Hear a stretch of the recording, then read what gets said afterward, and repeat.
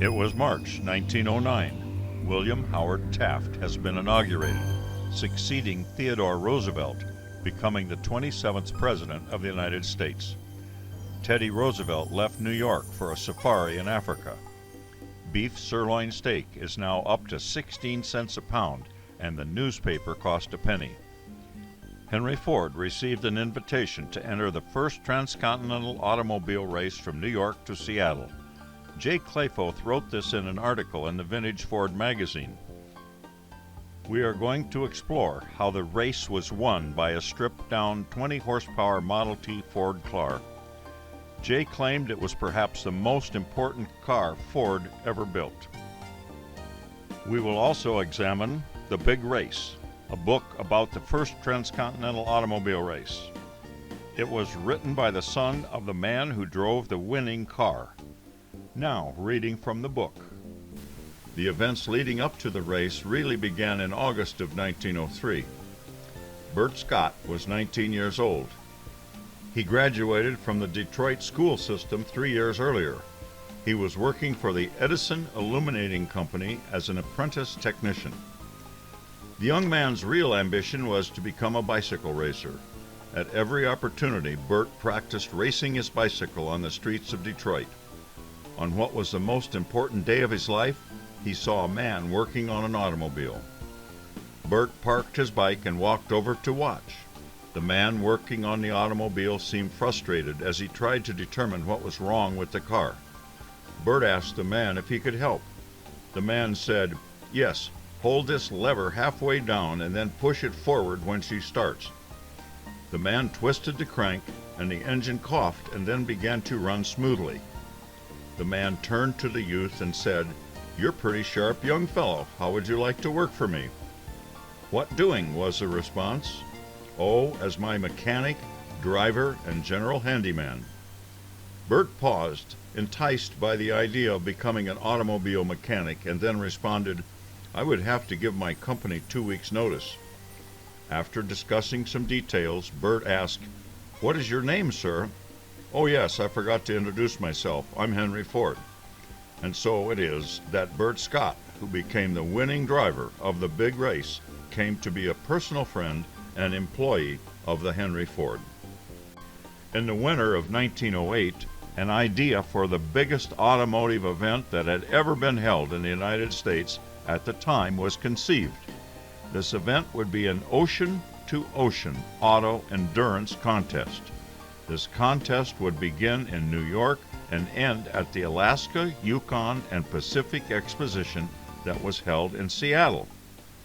M. Robert Guggenheim was a wealthy playboy and racing enthusiast, heir to the Guggenheim family fortune. He was able to persuade the Alaska, Yukon, Pacific Exposition, the Seattle Automotive Club, and the American Automobile Association to allow him to donate the prize money and trophy. He became the chairman and referee. In March of 1909, Henry Ford decided to enter 2 cars in the race. Frank Kulick was to drive the first car. He chose Bert Scott to drive the second, or backup car. The Fords were the first 2 cars entered, and so were numbered number 1 and number 2. They were 4-cylinder, 20-horsepower cars. Only 6 cars entered.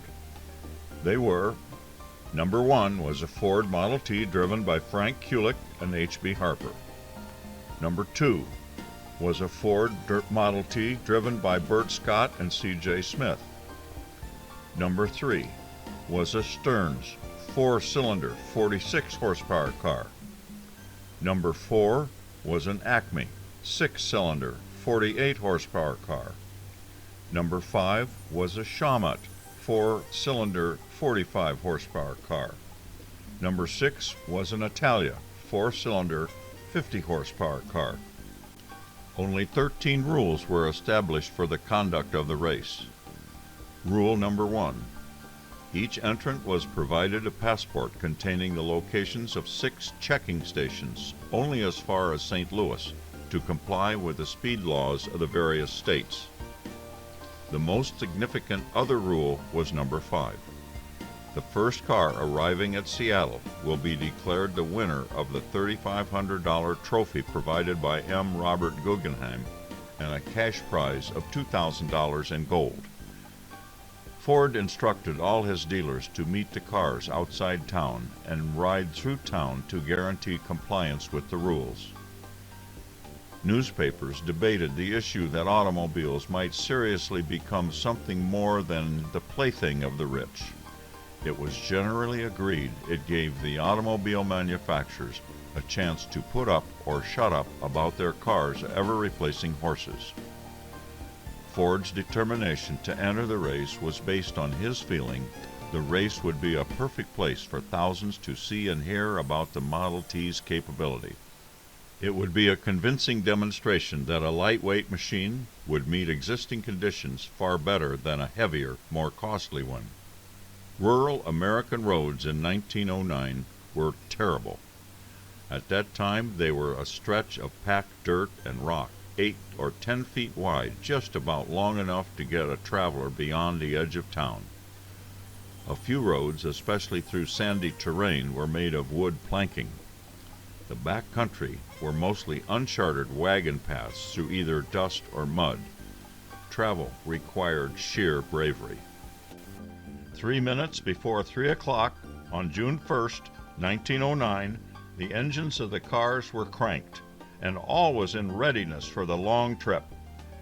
President Taft pressed a key in Washington, connected to a telegraph outfit on a small table at the top steps of the City Hall in New York. Mayor McClellan, carrying the glittering gold revolver, raised it above his head and pulled the trigger. There was a flash of flame and a report. The first cars starting were the 2 Fords, the Acme, the Shawmut, and the Atala.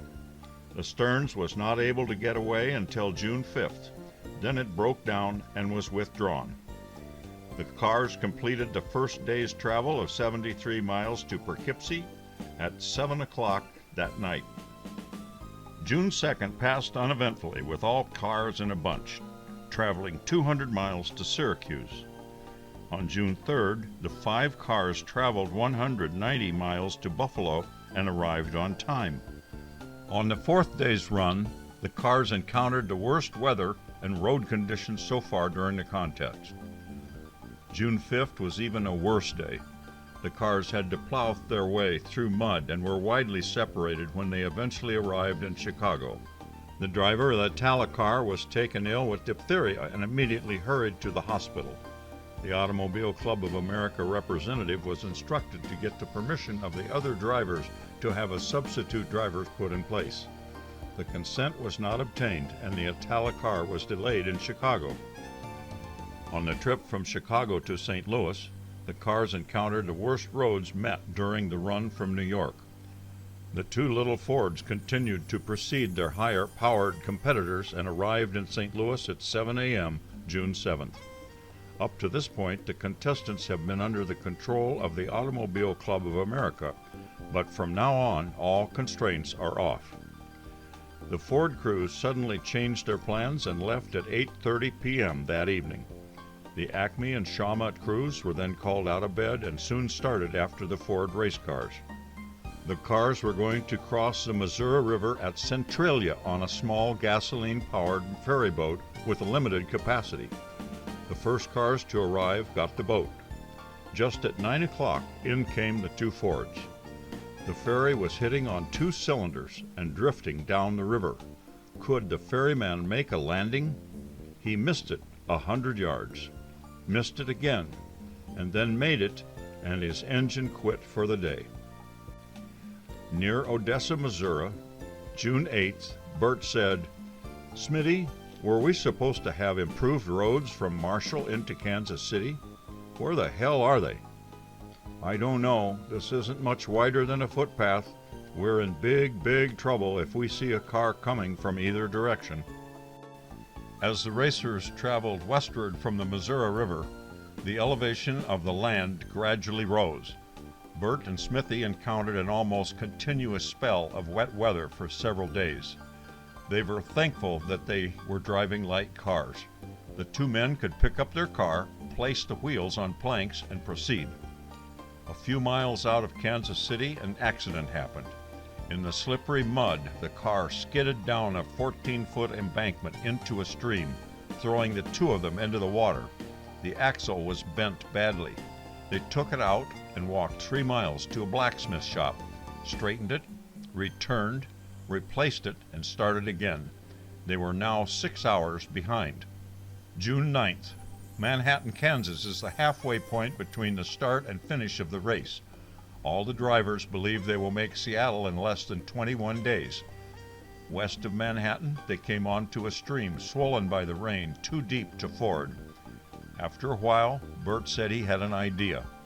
They backed the car up on a hill with a tarp under the car. After cutting holes for the wheels, they drew the tarp up tight under the frame and tied it.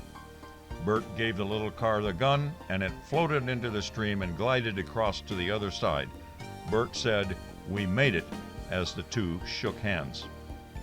On many occasions, Bert took the little Ford off the mud trail into a cornfield to provide firmer traction. 5 inches of rain fell between June 10th and 11th.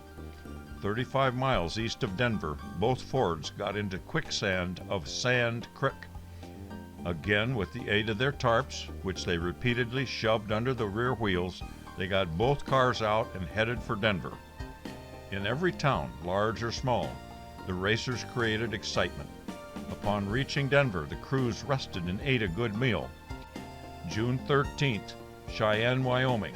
About 6 hours was consumed by the Ford No. 2 in negotiating the Denver-Cheyenne leg. The roads were rivers of mud after rain and hailstorms. June 14th, Laramie, Wyoming. On grades that were easily 30%, they traveled on trails not wide enough for a car to pass a horse. Pocatello Tribune, June 18th. The leading car of the race is a Ford runabout resembling the car of Ben Bean. It is not a very attractive-looking car with its coat of mud and dust and makes as much noise as a thrashing machine. Just before reaching Walla Walla, Washington, as they rounded the bend in the road, Bert and Smithy were shocked by a sudden arrival of masked men on horseback.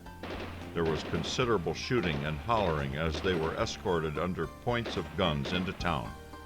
They were marched into a saloon where everyone laughingly pulled off their masks and proclaimed themselves the welcoming committee. Lake Kitchell, June 22nd. Things had been going too well for Bert and Smithy. They were on the last stretch of the race as they reached the Lake Kitchell ferry. Ferryman guided the car onto the barge, collected the 25-cent fee, but refused to start across. He heard other racers were coming and was determined to wait. "What do we do now?" Smitty asked. "We get some help," Bert replied. They backed the car off the barge and headed downtown to get the local sheriff. The sheriff returned with them and yelled to the ferryman, "Jess, what the hell are you trying to pull? The county leases this operation to you, and we can easily take it away. Now take these guys across." Bert and Smithy were elated as they drove away from the other side of the river. They knew they only had one more major obstacle, Snoqualmie Pass. Even though it was June, winter conditions prevailed at the top of the pass. They broke through the crust and were buried in 5 feet of snow. Smitty remembered hearing a road gang working on the railroad about a mile back. With a little persuasion and a promise of extra pay, several of the men agreed to help shovel the car out of the drift. Now the little Ford headed down the slope toward Seattle. Word of their coming had been passed along, and the farmers lined the road. One farmer had a wreath made of clover hay and other things from the farm. He hung it out on a pole. Smitty pulled his arm through it and draped it over the radiator, where it remained for several days. As Ford No. 2 approached the city limits of Seattle, Fire Chief Bringhurst sounded his auto siren to let the residents know that the racers will be coming through town. The sidewalk started to become full of people. The chief's siren wailed above the noise of the crowd and the traffic. The car stopped before reaching the fairgrounds and joined the procession to the gate. W.M. Sheffield of the Exposition formally extended the congratulations of the Exposition to Bert Scott, the driver, and Mr. Robert Guggenheim and Henry Ford crowded around the driver and mechanic and shook hands. The Ford No. 2 crossed the finish line at 12:55 p.m. June 23rd, winning the Transcontinental Automobile Race. The cheers of 15,000 people rang out. The car traveled from New York to Seattle in 23 days and 55 minutes. It was seriously delayed during the last 100 miles of the race by steep snow in the Snoqualmie Pass through the Cascade Mountains. At the banquet, the evening of the 23rd, the trophy was then bestowed upon the Ford which won the race. The millionaire automobilist Robert Guggenheim announced that hereafter the New York to Seattle automobile race would be an annual event. The primary purpose of this race is to encourage the various states in good road construction of a national highway. The Guggenheim Trophy and the $2,000 will now go to the Ford car No. 2, and the second place prize of $1,500 to the Shawmut car. On July 9th, the announcement was made that Scott and Smithy will drive the Ford No. 2 back to New York by way of San Francisco. The route will start along the Central and Union Pacific to Granger, Wyoming, and then to Kansas City, Chicago, and Buffalo. The real winner of the race was the American motorist, who benefited from the many who used their sweat and muscle to build these good roads and ocean-to-ocean highway. The race has been retraced several times, including in 1959, 1984, 2009, and 2019.